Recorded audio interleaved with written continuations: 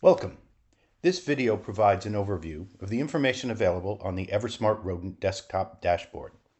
The dashboard monitors trends, alerts, and locations, as well as providing deep insights on likely rodent activity and validated by EverSmart's unique AI/ML algorithm. The first step, of course, is to sign in after creating your account. As you'll see, at the top of the dashboard there are displays for daily and weekly alerts, as well as information on the battery and the connectivity of your LoRaWAN sensor network. To the right, a graph shows daily trends by hour, and of course, we can dig down to focus on weekly, monthly, or seasonal trends too. But we'll get to that in a moment. In the left sidebar, you can navigate to different and deeper views of the same data. Click on the trending filter, and you will see all recent activity on a long, straight timeline.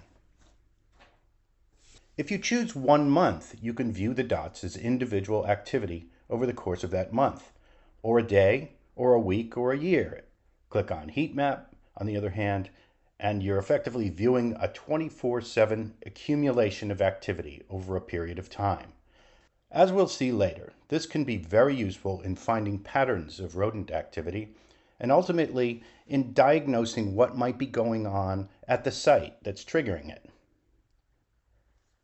Now back to the trending label.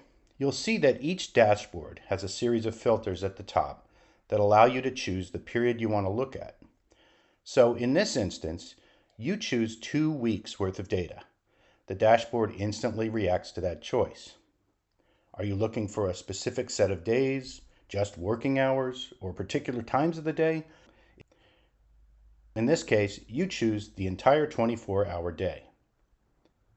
Then you decide on the sensing level of data that you want to survey, what we call the twin. By default, this is set to the customer level, and on the left, you'll see listed every customer where you've installed.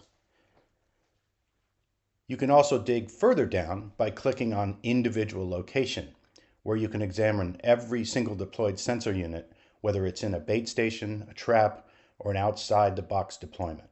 And again, you see the dashboard adjusts. But for the purposes of this demonstration, we're going to go back to the customer level. And now you go to the filter marked All, and the system has saved all the filter choices you've already made. Here you can zero in on exactly the site, location, and type of data you want to explore. Let's say you want to compare activity across customers in dumpsters. The dashboard adjusts. Or let's say you want to focus on a particular customer, say Willowbrook Junction. There you have 8 units installed. The dashboard is now showing the various locations or types of deployments, closets, loading docks, dumpsters, unique to that specific site. Now let's take a look at the event timeline. This provides a look at activity at every single site based on the time period you've chosen. And remember, you've chosen a 2-week cut of data. As you roll over these dots on the event timeline, you'll see a number of things. The time of any event and the location, along with the name of the customer and the location tag name you assigned to that particular sensor unit when you synced it using the Deploy M app. In this case, you're looking at Cedarwood Corner, the Wholesome Plate, Alley, Trap 25 on Saturday, August 31st at 1:37 in the morning.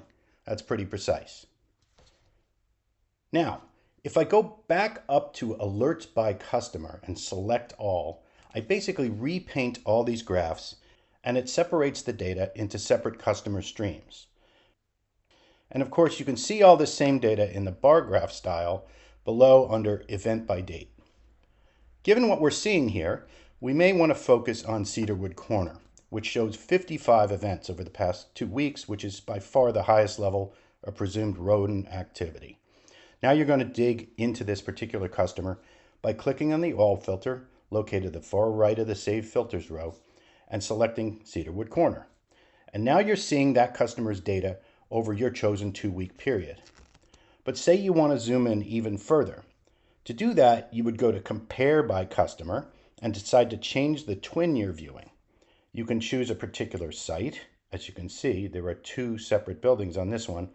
You can choose an area within the site, like the loading dock dumpsters or alleys, or you can go all the way down to individual sensor units, straps, bait stations, or out-of-the-box sensors. And so this is what you decide to do. And here we can see that of the two buildings on the site, the one called the Wholesome Plate is where the vast majority of high probability rodent activity is being detected. So now you can direct your team to focus in on units 19, 21, 22, 23, and 25, and not to waste their time with units 18, 20, and 24, where there's been no activity for 2 weeks.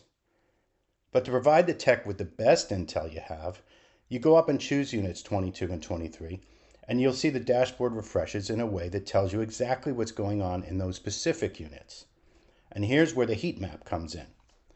So now you click on the heat map, and you'll see that all of your selected filters are still inherited from the things you did in the past 5 minutes, and suddenly rodent activity patterns emerge very clearly.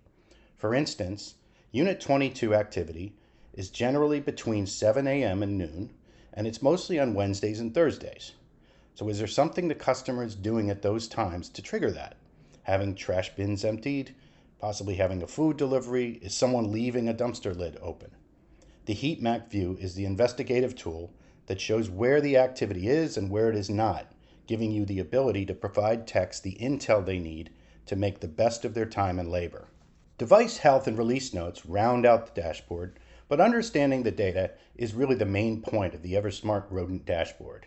And as with all EverSmart products, the ultimate goal is to deliver on our brand promise, sending the right message to the right person at the right time. Thank you for watching.